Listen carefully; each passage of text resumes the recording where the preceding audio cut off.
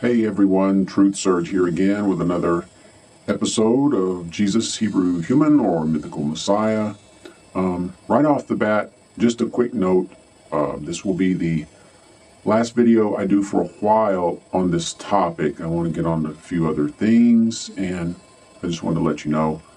After I come back to it though, I want to start looking at the exceptions to the theory.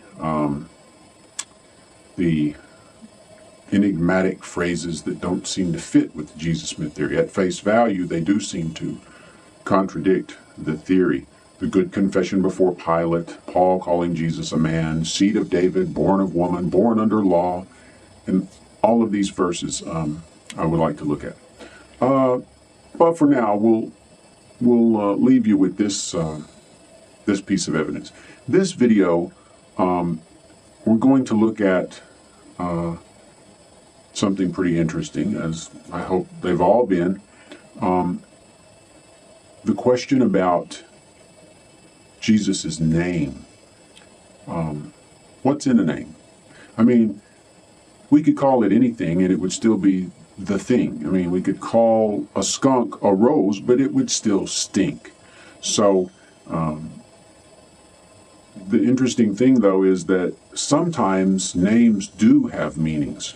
And in fact, names had meanings in the Middle East during the time the Bible was written. Names, what would happen, common Hebrew words would get co-joined and become a name. And the reverse also happened. A proper name became used so frequently that it became synonymous with the thing itself, and it became, it became a generic word. And then, of course, we have the main character of our series, Jesus. What about his name? Here's an interesting question for you. Was Jesus always called Jesus? And furthermore, was there ever a time when he wasn't called anything at all? When he was simply known as the Son of God, or perhaps something different? So anyway, this video is going to examine the idea of how names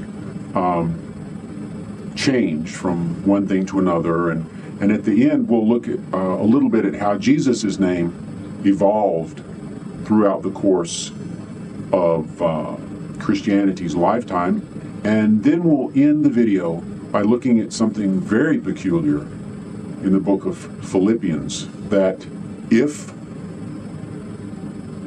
it's true, if it hasn't been altered, if it hasn't been interpolated, if it pans out, it's going to have some far-reaching implications for the gospel story. So anyway, let's go ahead and see what we can find out about Jesus, the name above all names. Some of the most famous names to be found in the Bible were originally not names at all. They were simply Hebrew words which later evolved into names. Let's look at a couple of examples. Who doesn't know the name of the first human being that was created by God? But was Adam always known as Adam? Let's look at the first occurrence of the proper name Adam and see what the underlying Hebrew word is. Out of the ground the Lord God formed every beast of the field and every bird of the air, and brought them to Adam to see what he would call them. And whatever Adam called each living creature, that was its name. The actual Hebrew word that appears in the physical manuscripts for the English name Adam, as well as the other verses that name Adam, is Adam. Well, that was rather anticlimactic, wasn't it? But let's dig a little deeper. What does Strong's Hebrew lexicon say? Adam, man, or mankind. And we see a few other definitions. Man, human being, man or mankind. But look at the third entry, Adam, a proper noun. There was no capitalization in Hebrew, however, and no way to signal to the reader that the text was a name or simply a word, so why does Strong's lexicon list Adam with a capital A as one of the meanings?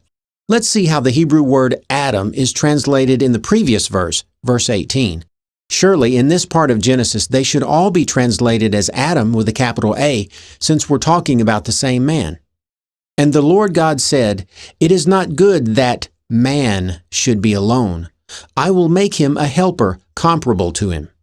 Here, the English word man was used instead of the name Adam, and the underlying Hebrew word for man in this verse is Adam. Wait a minute. Within the span of 2 verses, we see the exact same Hebrew word rendered 2 radically different ways. Why didn't the translators translate it as Adam here instead of man? It reads perfectly well either way. We have the same word used to describe the same human being, but yet, until chapter 2, verse 19, every instance of Adam was translated as man. Then suddenly, at verse 19, the Hebrew word itself gets capitalized and brought over as a proper noun. That's very odd, since the more than 2,000 verses after the Genesis account get translated as man and not Adam.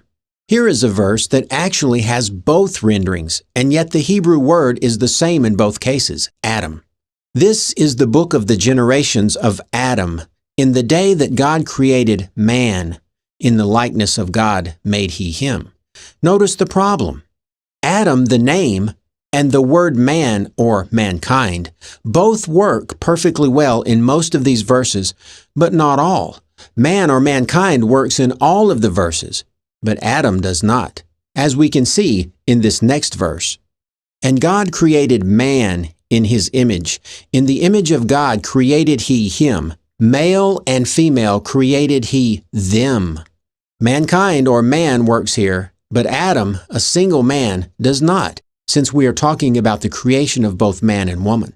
Again, notice the abrupt change from man to Adam with a capital A from verse 18 to 19 in chapter 2.